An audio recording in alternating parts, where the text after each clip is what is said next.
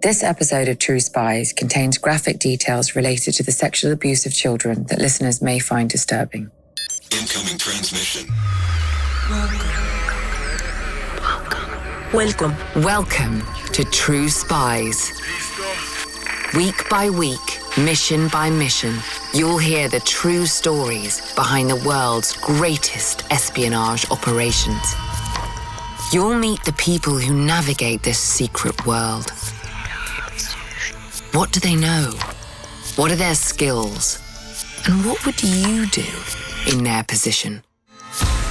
This is True Spies. I literally thought that it would be much better for me to go back in there with a grenade and just pull the pin and blow all of us up in that room. And I had to fight those urges. I was going to have to sublimate my hatred and disdain for what they were espousing if we were going to make this case successful. This is True Spies. Episode 42, Inside NAMBLA.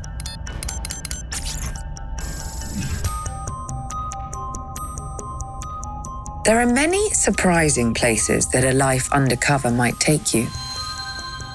I posed as a contract killer, as a drug dealer, both as a high roller drug dealer and a street level drug dealer.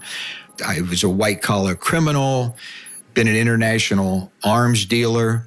In his 26-year-long career as a street agent in the FBI, Bob Hamer was thrown more than a few curveballs. I've been shot at, I've shot people. I've had a contract put out on my life. I've had a gun put to my head, but never anything that ripped at the fabric of my soul. Until, that is, he found himself walking through Manhattan one evening, shoulder to shoulder, with a new type of target. We assembled about 25 or 30 of us, and we began to walk from Grand Central Station to Times Square. This stroll through the big city is Bob Hamer's first face-to-face contact with the organization he has been stalking for more than a year. As we were getting a little closer, I could sense the excitement. It was almost like when you go to the big game, and as you know the game is about to start, and you begin to find your seat, and you could just sense this excitement. I could sense the excitement that these men were feeling, and I didn't understand it. To the casual observer, they might be a group of businessmen on their way to dinner to blow off steam after a day at a dull conference. But their destination was no restaurant, no theater. And then we walked into Toys R Us, and they literally ran to a 60-foot indoor Ferris wheel. They ran to the railing, and they looked over the Ferris wheel, and they watched these little boys that were in the Ferris wheel going around on this ride.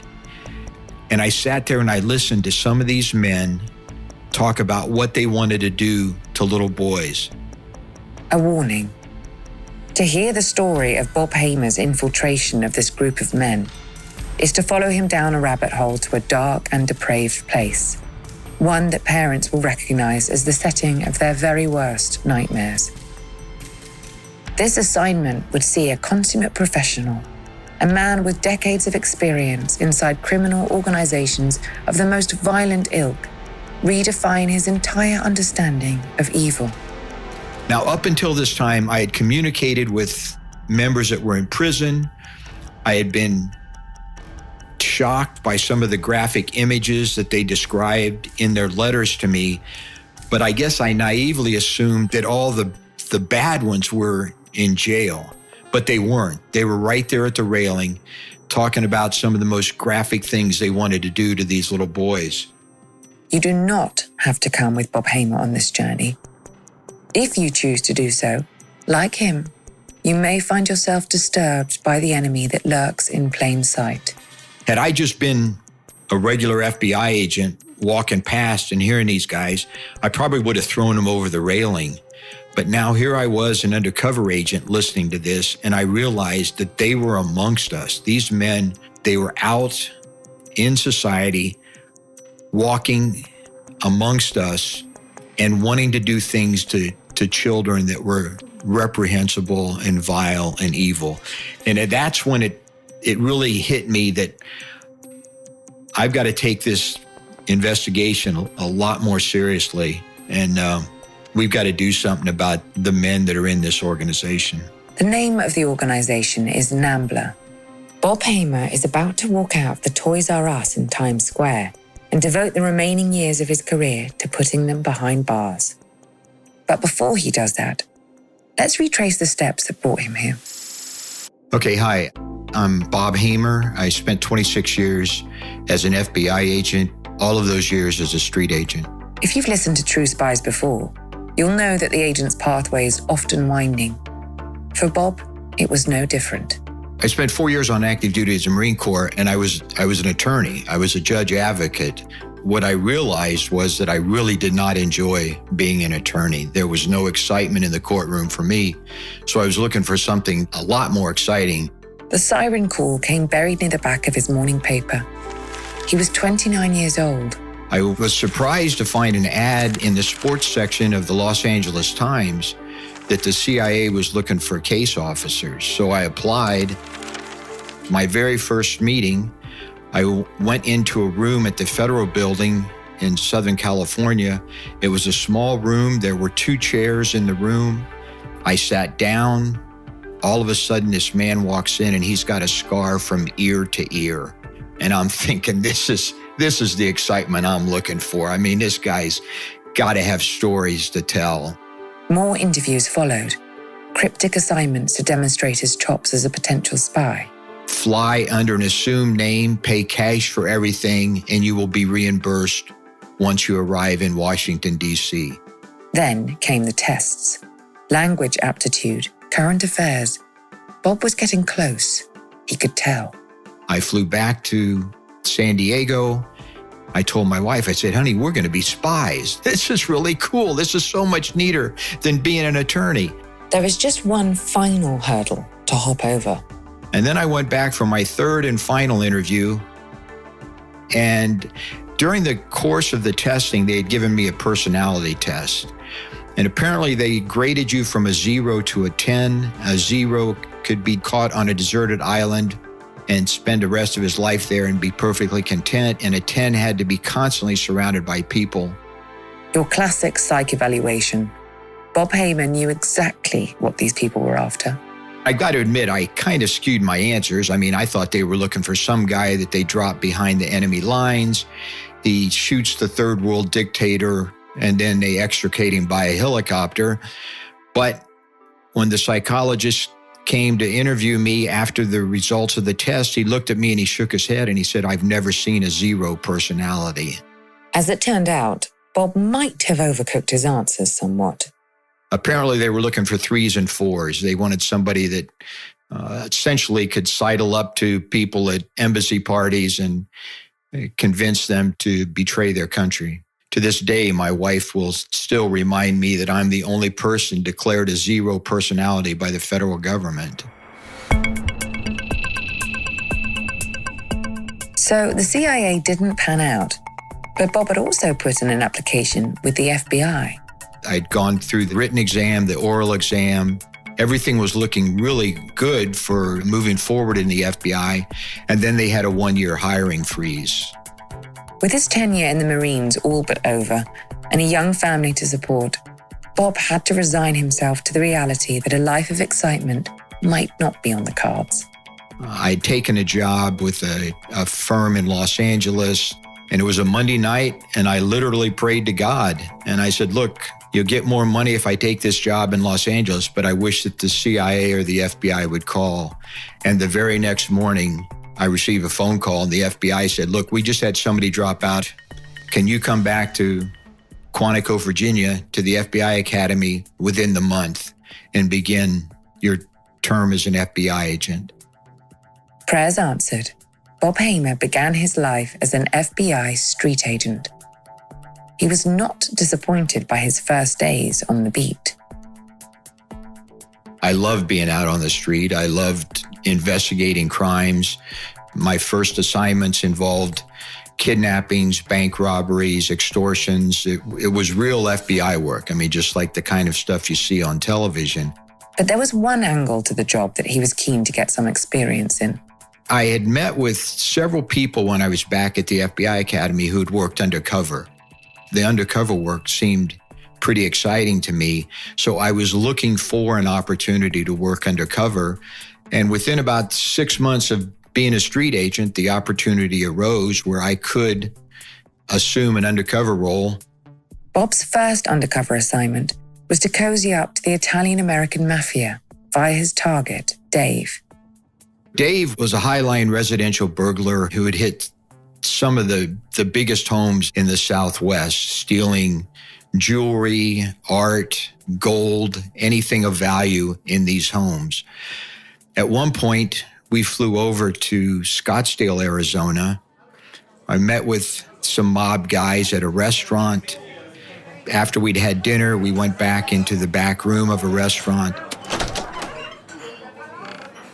And the owner of the restaurant, who was a mob guy, pulled out a tray and started cutting lines of cocaine. A moment torn straight from the script of a late-night crime movie. The undercover cop, the mobsters, the mound of cocaine. But this wasn't TV. This was real. And Bob Hamer had to think on his feet. They started cutting the cocaine, and I'm thinking, man, this is getting real. Now what do I do? And when it came to me, I kind of shrugged my shoulders like, I'm just going to pass. And all of a sudden, Joe, one of the targets of this investigation, opens up a drawer and pulls out a gun, puts a gun to my head and says, if you don't do a line, you must be a cop. This is your very first assignment as an undercover agent, and you have not been prepared for a moment like this. There's a gun to your head, a line of cocaine under your nose, and you're surrounded by enemy targets. What would you do? I said, look, I'll do your line, but I can't do cane products. I'm allergic to cane. I can't even do Novocaine at a dentist. My heart's going to stop, and good luck trying to explain to the paramedic why I am in need of emergency assistance. Dave, the guy that I'd been running with, who was the other target of our investigation, turned to Joe and he said, hey, I'm not going to do this either. So Joe put the gun down. It was Bob's first taste of the excitement he'd been so desperate for in the Marines, and it was far more addictive than any drug he turned down that night. Over the next 26 years in the Bureau, Bob Hamer would chase that high time and time again. He lived to look his targets in the eye, to teeter close to the brink, to almost get caught. I have a lot of respect for the sniper, these guys that sit on the rooftops and sight in their target and pull the trigger when necessary. But also, I like the idea of getting close to my target. And that was the difference between being an undercover agent and being a case agent. Many times a case agent will sit back and do the investigation. He will gather all the evidence that's needed for a successful prosecution and may not even have contact with the target until they're ready to make the arrest. But with an undercover agent, now you're face to face. Bob developed his own personal philosophy for undercover work, one that he borrowed from the Native Americans of the Great Plains. The Plains Indians in America had something that they called counting coup, and they would have coup sticks. The idea was to sneak up close enough to your enemy and to touch him with your coup stick, and then successfully ride away. And they would take this coup stick and then mark on it. Well, that's kind of the way I felt as an undercover agent. I had this coup stick, and kind of an invisible coup stick, and I was able to get close enough to the enemy that I could touch him with my coup stick and not be captured, not be harmed, but eventually would take down my enemy. Bob never lost the taste for that contact, that danger. In fact, when the job wasn't living up to the excitement of a gun to the head, he had a few tricks up his sleeve to liven things up. I was always trying to get that adrenaline flowing, and I would just see how far I could push the envelope without getting caught. So oftentimes I would play music. I think my favorite, I was involved in an international weapons deal, and there was this song by a country western artist, Charlie Daniels, and the song was called Uneasy Rider. And there was a line in that song, and every time the target of our investigation got into my undercover car, and I turned the ignition to the car on. The first line you heard on every tape was that song, and Charlie Daniels singing, "Don't you know this man's a spy? He's an undercover agent for the FBI." How's that for counting coup? Bob Hamer played dozens of roles in his time as an undercover agent. Mobsters, contract killers, degenerate gamblers. But the one that left its biggest mark, the one that would deliver him to that gut-churning encounter with evil in a children's megastore, came near the end of his career. Like most of his assignments, it began with a phone call from a colleague, an FBI case officer. And he said, "Look, Bob, we have an undercover operation available. It involves sex tours to Thailand." And I kind of laughed and I said, "Hey, sign me up." Anything to get out the office, right? If I figure your tax dollars are paying for me to get massages over in Thailand, I'm going to go ahead and do it. And he said, "If you'd like, I can provide a little more details." Those pesky details, always bursting the bubble. The case agent filled Bob in on the background to his assignment. An individual was arrested back in Knoxville, Tennessee. And during the arrest and the search of his laptop computer, they found that he had child pornography on the computer and videos. Videos filmed by the man himself, featuring unspeakable crimes committed against children on foreign soil. During the interrogation, he admitted that he went to Thailand and it was set up through a travel agent that was based in Hollywood, California. The Bureau wondered how many like this man were traveling overseas to fulfill their darkest impulses. And they decided that they were going to take a look at this travel agent that was putting together these overseas travel excursions for boy lovers, or BLs is what they call themselves. Bob began his research into so-called boy lovers and found himself running into the same letters, scattered across dark corners of the internet time and time again. NAMBLA. The letters stood for the North American Man-Boy Love Association. NAMBLA began in 1978.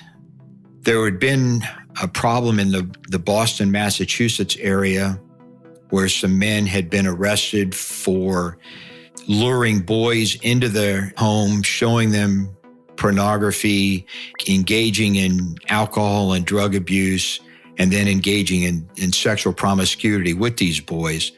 There was a law enforcement effort, and these men were arrested. Now there was an uproar about this whole situation, and people got together saying it was wrong because the boys had agreed to consensually engage in sex with these men. There was a meeting in a church, and during that meeting, this group of NAMBLA was formed. As unbelievable as it may sound, this group of self-declared boy lovers were a First Amendment protected organization. Their stated purpose was to abolish the laws of consent that rendered any sexual contact between an adult and a child statutory rape. When the organization first started, it was actually pretty open. They participated in gay pride parades. You can find photographs on the internet of men marching with NAMBLA, holding up their banners. But that transparency came to an end in the late 90s with a horrific news story that shook the nation. There was a little boy named Jeffrey Curley that was killed by a NAMBLA member and an associate. The child was horribly tortured, disfigured, raped, and his body was stuck in a container and thrown off a bridge. During the course of this investigation, they learned that just prior to the assault, the NAMBLA member had been in a public library and had gone on the NAMBLA website. And the charges were that essentially he received the type of accolades and enthusiasm that he needed in order to move forward to solicit sex and to attack this child. Jeffrey Curley's murder brought a great deal of exposure to NAMBLA, but the organization still claimed to be nothing more than an advocacy group. Bob Hamer wasn't buying it. It was clear from my research that NAMBLA was something more than just a political lobbying organization to abolish the age of consent law. In fact, it was an opportunity for like-minded men to get together and share stories of their sexual conquests, of where they could go to find boys, of what they could do and how they could seduce boys. So in 2001, he took his first step into an unsettling new world. I ended up joining the organization as part of this undercover operation on the travel agent. I just figured to add to my credibility, I should become a member of NAMBLA. It only took submitting an application and $35, and within a week or two, I received a letter back announcing my membership to NAMBLA. The travel agent case ultimately fell apart, but Bob had already begun to embed himself in this disparate community of pedophiles and sex offenders. I was a member of the organization and began getting solicitations from them to send Christmas cards and participate in a pen pal program for the NAMBLA members that were in prison. I contacted our assistant United States attorney and said, hey, I've got this opportunity. I'd like to go ahead and pursue it.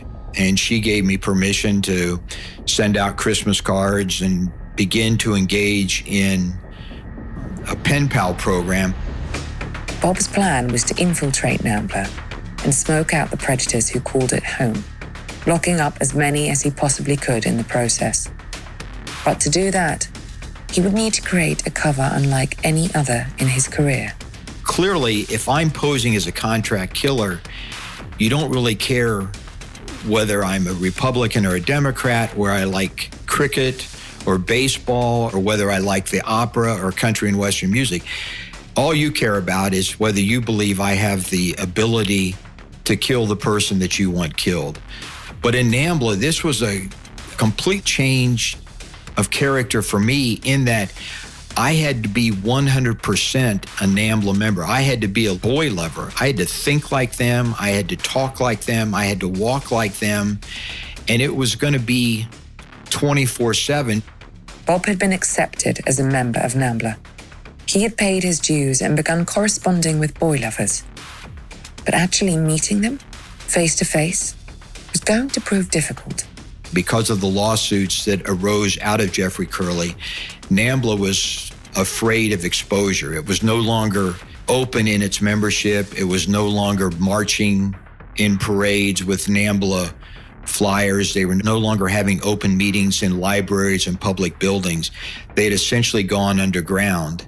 And I was told that it would take 3 years before I could be invited to one of their meetings. In the meantime, Bob got to work infiltrating the group from afar, in whatever capacity he could. I had been participating in their Christmas card program, in their pen pal program. I even wrote for their magazine. They have a magazine called the NAMBLA Bulletin, and I wrote for that. Given the organization's secrecy, he was surprised when, after just 18 months of membership, he was invited to the NAMBLA annual conference in New York City.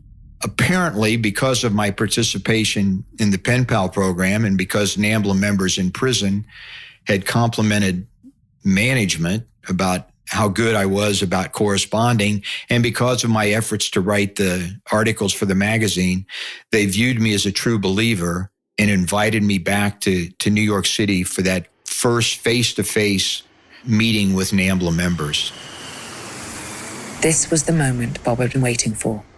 It was time to finally give Robert Wallace, the alias under which he had joined NAMBLA, his first public outing since the failed travel agent case.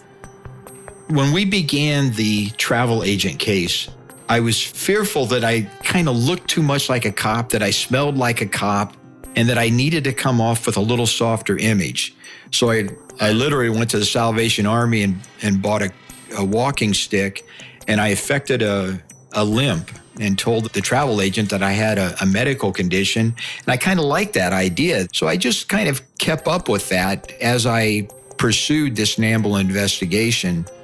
With his walking stick on the aeroplane seat beside him, Bob Hamer flew from California to New York, where he would meet the group he had been circling for more than a year. He knew that winning their trust would not be easy. It was interesting. This was the most paranoid group that I had ever infiltrated. I had worked gangs in South Central Los Angeles for 5 years. I had worked some major drug organizations. I worked some international criminal organizations. I infiltrated the La Cosa Nostra, the Italian mafia. But never in any of these infiltrations did I meet a group as paranoid as NAMBLA. NAMBLA was so paranoid, in fact, they wouldn't reveal details of the conference's location. My initial meeting with them was at Grand Central Station. I put on my best boy lover face and hobbled down the ramp to the lower dining concourse. Now, keep in mind, I didn't know any of these members. We had some grainy photographs of possible members, but as I said earlier, NAMBLA was a First Amendment protected organization. So the Bureau didn't have a folder of NAMBLA members or NAMBLA photographs. So I'm going down the ramp to the lower concourse and I'm thinking, how am I going to identify these guys? As it turned out, Bob needn't have worried. And all of a sudden I look over and there's a group of men huddled in a circle. And it was like, holy smokes, Central Casting, send me some perverts. But as Bob approached the group, he noticed something that surprised him.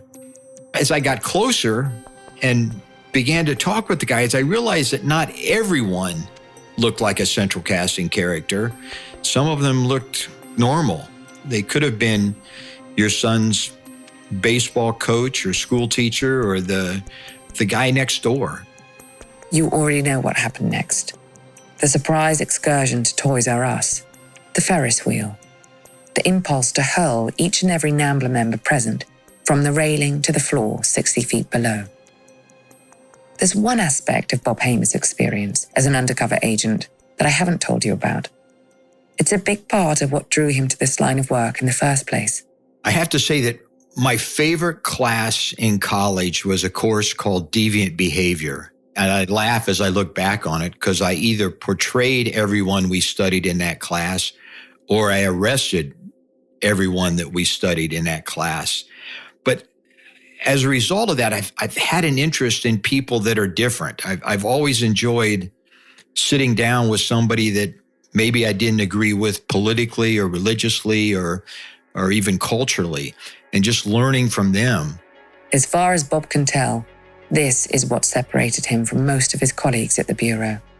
What I found in the FBI is that most people saw the world, most law enforcement officers saw the world in black and white. And either you violated the law or you didn't violate the law.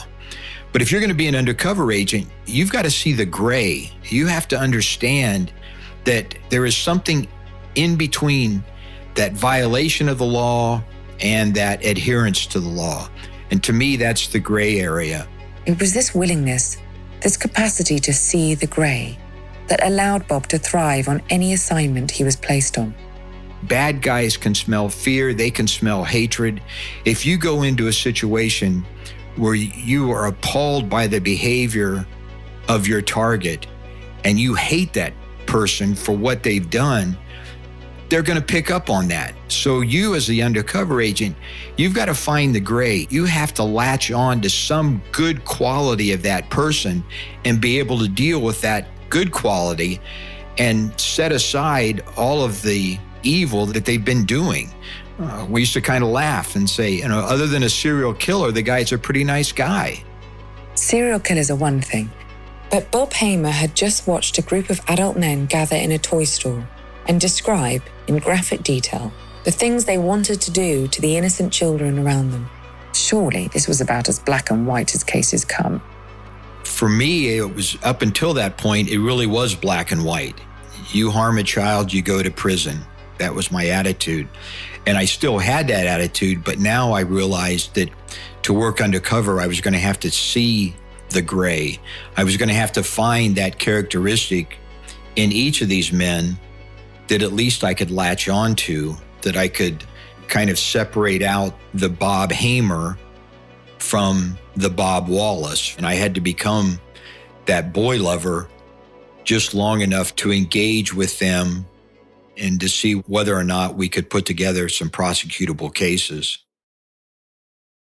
After the sickening shock of the Toys R Us expedition, the rest of the New York conference was, well, relatively pedestrian. The meetings talked a lot more about the NAMBLA agenda, the NAMBLA mission statement, talked about NAMBLA history. But during the meeting, there were never any type of discussions about where we can go to find little boys, where we can go to seduce little boys, what we can do to seduce little boys, or what type of sex acts that we can do on children. So none of that took place during the meetings. Those kind of discussions took place during the breaks. One weekend in New York was enough to confirm Bob's suspicions. NAMBLA was less an advocacy group than it was a networking opportunity for sexual predators. During the breaks and evenings of the conference, the men around him readily discussed their desires, their preferences. But as a new member to NAMBLA, there was a limit to the access that Bob was afforded. His main aims were to get in with the group, to not blow his cover, and to make contacts. I didn't do a whole lot of probing, but I did develop a couple relationships at that first meeting. One of them was an individual who was an ordained minister that was a chiropractor that lived in California. And he and I exchanged email addresses and talked at various times throughout the 3-day weekend. It was this ordained minister, called Jeff, who provided the first opening to the inner circle of NAMBLA in the months after the New York conference. We were exchanging emails, phone calls, and getting together for meetings. And I was trying to see if there was anything there that could help us move forward, at least with this one person that I had met at the conference that was a boy lover, that admitted to me on several different occasions of having sex with underage boys and traveling to have the sex with underage boys, all in violation of federal law. As Bob got closer to Jeff, he gained valuable insight into the psyche of his target. He said that he was going through a 12-step program trying to up his age of preference beyond the criminal age and was seeking to get away from the pedophilia, but in fact he wasn't. And he would tell me about the email exchanges that he had with a 14-year-old and how he was hoping that maybe he could have sex with this 14-year-old and was willing to travel to Canada to meet with the 14-year-old. Even though he was trying to get away from this aberration, he moved forward and would bring up something that it would just like, okay, we got to continue to target this guy. Eventually, he saw his moment to strike. I had told him that I had lost my entire collection of child pornography. My computer crashed and I lost everything. And at one point, he invited me to lunch. When we went to lunch, he said, I think I have something here you're going to like. And he handed me a thumb drive. When we got back and reviewed the thumb drive, it had 125 images of child pornography and 8 videos of men having sex with boys. This prosecutable offense was the first payoff after 2 years investigating NAMBLA. Bob Hamer had his first taste of blood, and he wanted more. Fortunately, the opportunity for a bigger catch was about to present itself. I get invited to the next meeting, which is going to be in Miami, Florida, for another general conference with selected members of the organization. Now that Bob had established himself as an active, trusted NAMBLA member, it was time to amp up his infiltration. We're getting ready for the Miami conference, and we decided we're going to push this a little bit further, and that I have the opportunity now to probably be more open since I've successfully got through that first meeting in New York. With his case agent, he devised a plan. We had set up a phony travel agency, and I was going to go down to Miami and tell them that I was aware of a travel agency that was putting together overseas sex tours for boy lovers. Bob was to float the idea of a trip to his new friends in NAMBLA, somewhere exotic accommodating, somewhere they could let loose. If he could convince the members of the group to commit to that kind of plan, the FBI could nail them. The charge would be conspiracy to travel to engage in sex with a minor. Bob Hamer arrived in Miami, fully prepared to take a more active role in discussions and steer conversations in the direction he needed to. And it only been there a few minutes when someone I had not met at the previous meeting walks in with Peter Herman. And Peter, essentially the head of NAMBLA, introduces me to David. And we begin talking. As it turned out, Bob wouldn't need to steer any conversations to get what he was after. Before we get very far into the conversation, David brings up the fact, asking me if I like to travel. And I said, well, I go to Atlantic City every once in a while. And he said, well, I am an international flight attendant, and I have gone to Thailand and to Mexico, and Thailand is great, and begins to talk about the sexual encounters he had had at Thailand. From a legal perspective, David was making Bob's life a hell of a lot easier. In my mind, I'm thinking he is initiating. I didn't bring this up. He's the one that initiated going to Thailand. He's the one that talked about Mexico. From a legal perspective, he's taken away the entrapment argument because he's bringing it up. This set the theme for the rest of the conference. As in New York, the meetings themselves were full of dry, procedural details about the operation of NAMBLA. But the breaks between meetings, where David took an active role, were much more interesting to our undercover agent. So during one of our first breaks the next morning, he was talking about travel. A few of the other members had mentioned, one had mentioned that he'd been in Amsterdam. One had talked about going down into the Bahamas. And all of these men had admitted to traveling overseas and having sex with boys while overseas. And, of course, they did so on tape. Throughout his entire investigation of NAMBLA, Bob Hamer was wearing a wire. Each admission was recorded and saved, waiting to be deployed as evidence in the prosecution that Bob longed for.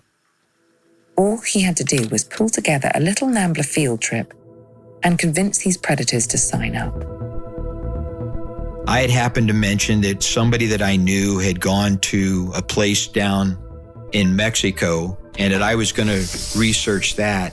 David said he was going to research a couple places in Costa Rica that he'd heard about. And so the idea was that as we left, that we would begin researching and try to come up with a location where we could all get together for actually what we called a BLT, a boy lover tour. Remember, Bob's colleagues at the FBI have already set up a fake travel agency, one that would be willing to pull together exactly the kind of trip that NAMBLA members would be interested in. Now that we've got the travel agency, now that we've got a couple people on board wanting to take the trip, obviously, as a federal investigation, we wanted to expand anyone who was willing to go on the trip and invite them. The first two willing tourists that Bob signed up were David and a dentist called Todd. To win their confidence, Bob Hamer had to put a lifetime of seeing the gray to good use. Fortunately, and I do mean fortunately, each of the people that we're targeting had some type of, I guess you could call it a redeeming social value. David, the international flight attendant, that we eventually learned was a PhD psychologist who worked at 2 Chicago area hospitals, was a funny guy. He was just humorous, and so you were able to laugh at him. One of the other guys was a dentist, and he was a nice guy. He was someone that you could actually sit down and converse with. So I was able to kind of latch on to that quality, that gray quality that I needed in order to continue to convince them that I was one of them. As he won their trust, Bob furnished his new friends with more and more details of the once-in-a-lifetime trip he was planning. The destination was to be Mexico.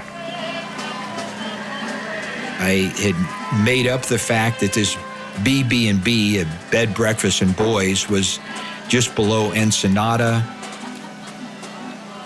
And it was a boat that would pick you up in Los Angeles and San Diego, and we could get a discount if we had 10 people. So trying to use that as a ploy to get them to invite other people so that we could save money on the trip. Bob encouraged David and Todd to invite others from the NAMBLA network to jump on this opportunity. One of the persons that Todd and David wanted to invite was Paul. And Paul was a bodybuilder, a fitness trainer, one of those guys that if you saw him, he would not be your central casting boy lover. There was also a new face at the Miami conference that had caught Bob's attention. A guy named Sam Lindblad. And Sam, it turned out, had been convicted previously on at least 2 occasions of solicitation or having sex with little boys. And in fact, at the Miami meeting, admitted that he'd only been out of prison a little over a year, where he had served 7 years for sex with a minor.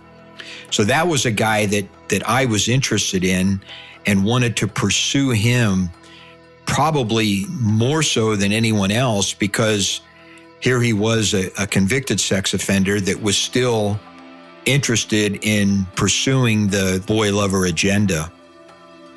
Bob knew there was no seeing the grey with a character like Sam Lindblad. He'd done it before, and he would do it again. He couldn't let him slip through his fingers. While we were at the conference, I had mentioned to Sam that I had written for the NAMBLA Bulletin.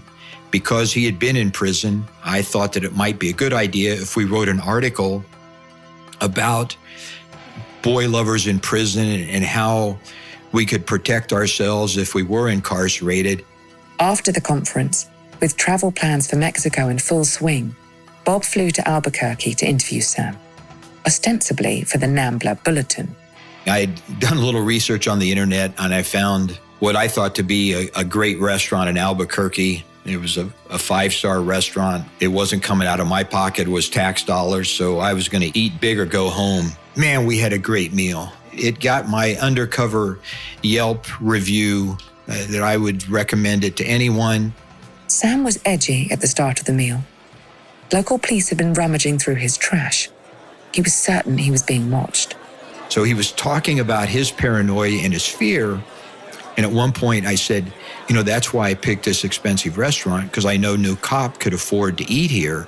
And he just smiled and he said that he appreciated that. Well, he didn't know that there were 2 FBI agents sitting about 2 tables away that were watching us. Bob's tradecraft in drawing Sam out of his paranoid shell during that meal was nothing short of exemplary. Listen and learn. I told him that I was writing an article, and I brought a notebook and I had questions laid out. And because of my condition, it was hard for me to write. So is it okay if I record our answers while I still try to take some rough notes? And he said, sure, that was okay.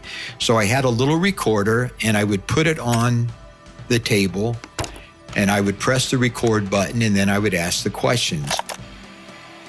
And then at one point, I turned off the recorder and he saw that the recorder was off. And I said, so how many boys did you really molest? And he began to tell me the number of boys that he had groomed. All of which was caught, of course, on the second recording device strapped to Bob's torso. And then as we began to get to the end of the meeting, I said, what is the one thing that you want us to warn the membership? And I will never forget this. It was kind of one of those production moments when you're making a big film.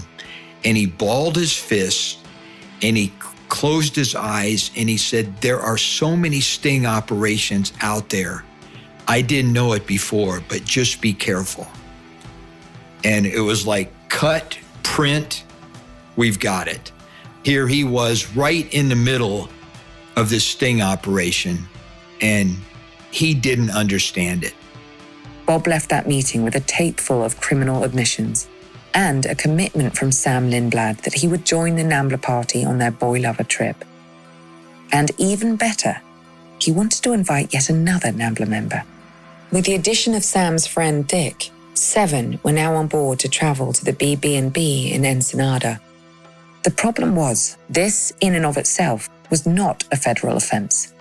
One of the things that made this investigation different than anything that I had worked in my previous undercover operations, at this point, Jeff is the only one that's committed a criminal violation by giving me child pornography. With the other 7, they haven't committed a criminal offense. In this case, all we had was Jeff. We had 7 people that were willing to go on the trip, that had committed a few overt acts in that they had contacted me, they had emailed me, they had contacted the travel agent, they had provided a down payment for the trip. But the statute was written in such a way that you had to travel in interstate commerce. All of this made Bob very nervous. With any conspiracy, if you withdraw from the conspiracy before it's completed, oftentimes a prosecutor won't go forward. So we were to the point in this case that until we actually had them traveling in interstate commerce, until we had them on that particular day getting ready to board our boat, which is what was supposed to take us down to this bed, breakfast, and boys in Mexico, we probably didn't have a violation. With 7 predators unwittingly tangled up in the trap he had laid, Bob Hamer knew he had to finalize the details of his sting operation. He was busy organizing interstate flights for his targets to arrive in San Diego or Los Angeles when he received a phone call from Dick, the boy lover that Sam Lindblad had mentioned in Albuquerque. Dick told Bob that he had some last-minute reservations about this trip to Mexico. And he was worried about the fact that this could be a sting operation. In no uncertain terms, he literally laid out our operations order. He told us that if he were running this case, and he reminded me that President Bush had signed legislation that made travel in interstate and international commerce a federal violation.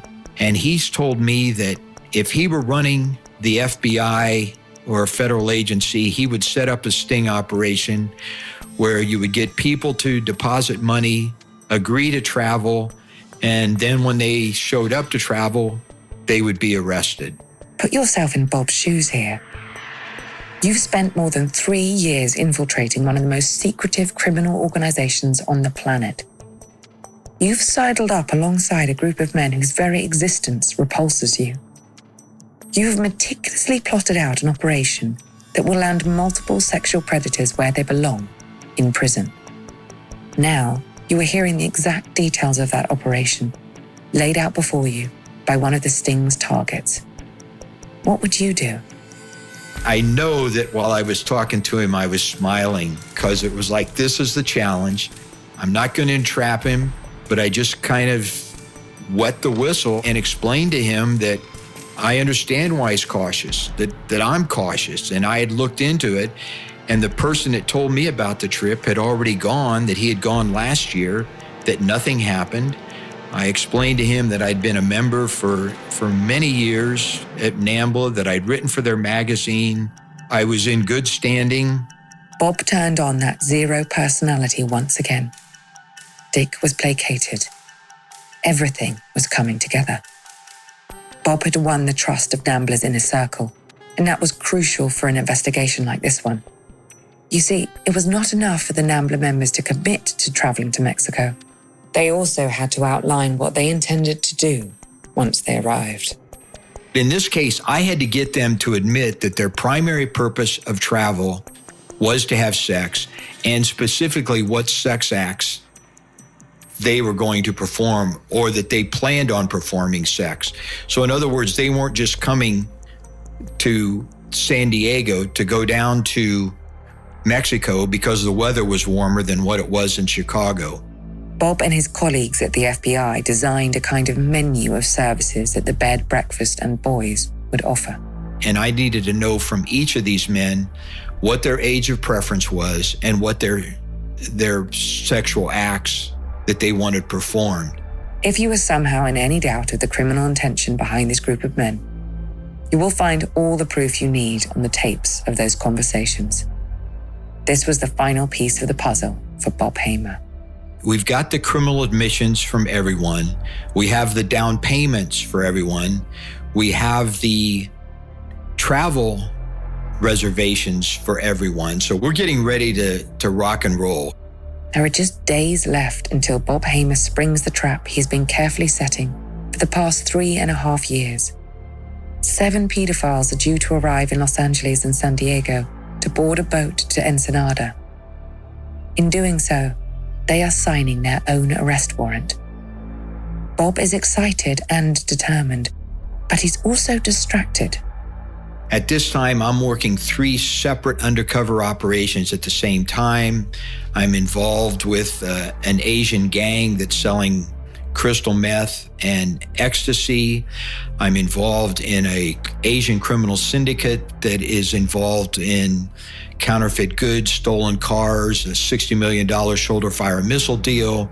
We are discussing a conspiracy to build a meth factory in North Korea, and I'm purchasing the Supernote, a North Korean manufactured counterfeit $100 US currency bill that is nearly undetectable by the naked eye.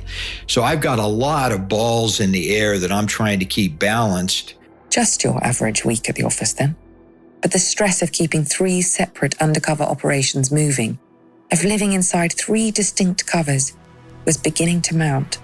And within a week of the NAMBLA case going down, I end up having an attack of ischemic colitis. I end up in intensive care. Bob Hamer is not the kind to dwell on the physical impact that a job like this can take on a person, and much less the emotional one. But his infiltration of NAMBLA had left him burnt down to a nub. I've spent 4 days in the hospital, 2 days in intensive care. At one point, I'm laying in the intensive care room, and I hear them call for a crash cart to room 26. And I'm literally thinking, boy, somebody's in trouble. And the crash cart shows up in my room. And they're looking at me, and my pulse had gone down to 26.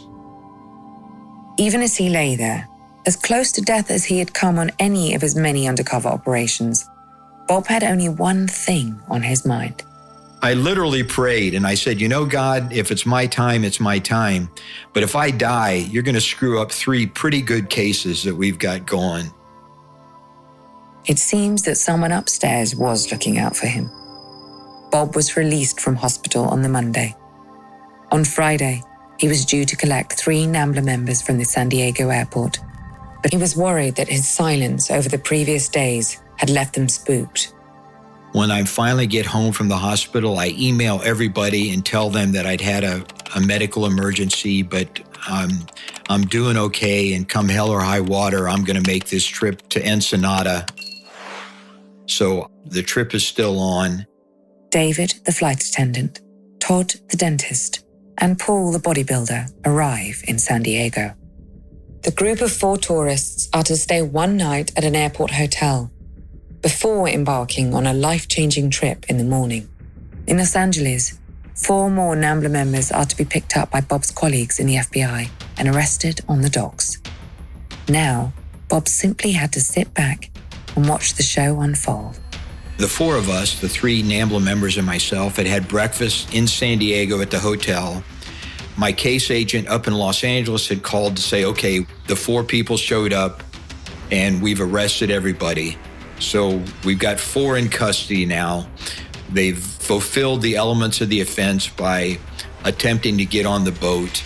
4 predators in cuffs, 120 miles up the road.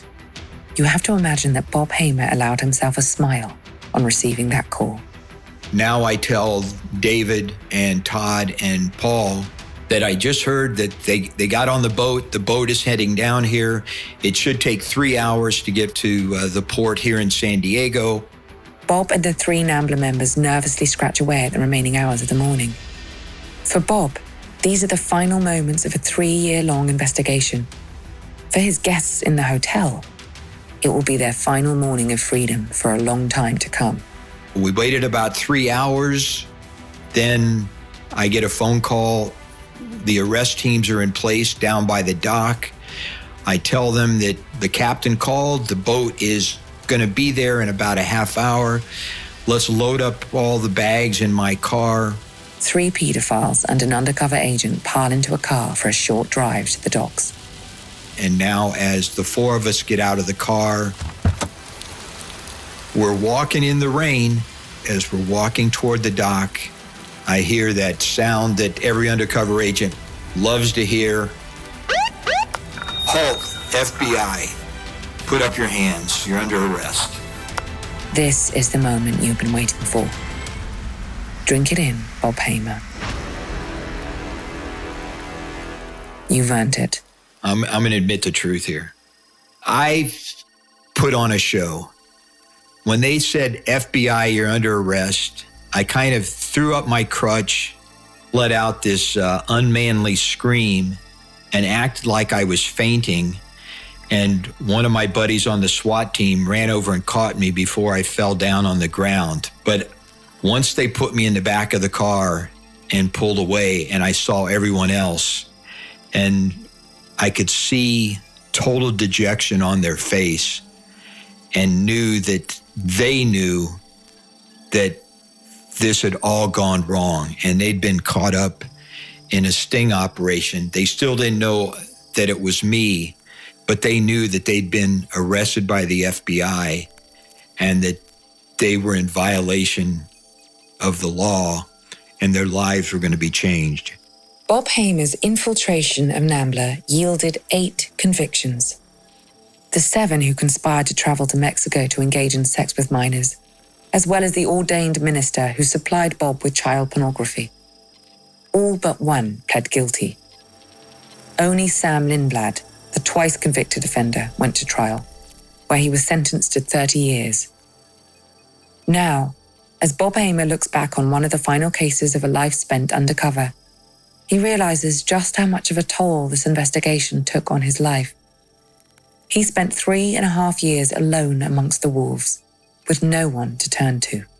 We see a psychologist every 6 months in the undercover program, but I was fearful of telling those psychologists how it was impacting me or how I felt, because in reality, I wanted to kill them all. And I knew that if they knew that, they were going to pull me out of the investigation. But what's most remarkable, perhaps, about this whole investigation was that Bob Hamer managed to cling to enough of himself to keep his spirit intact. He even had a little fun with it from time to time. Take the Christmas card he sent out to all his NAMBLA pals halfway through the investigation. I actually have an FBI blanket. And one Christmas, my wife took a picture of me. I'm sitting in front of the Christmas tree with a walker because I was handicapped.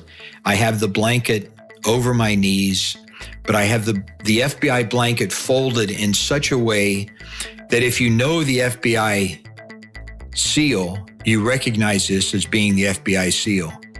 Even in a world as depraved as this one, Bob Hamer wanted to look his enemy in the eye and feel the thrill of the near miss. It was just one more opportunity for me, I guess one more notch on my coup stick to get close to them and touch them, and they not realize that they're being targeted by the Bureau. I'm Vanessa Kirby. Join us next week for another brush with True Spies. We all have valuable spy skills, and our experts are here to help you discover yours. Get an authentic assessment of your spy skills, created by a former head of training at British Intelligence, for free now at SPYSCAPE.com.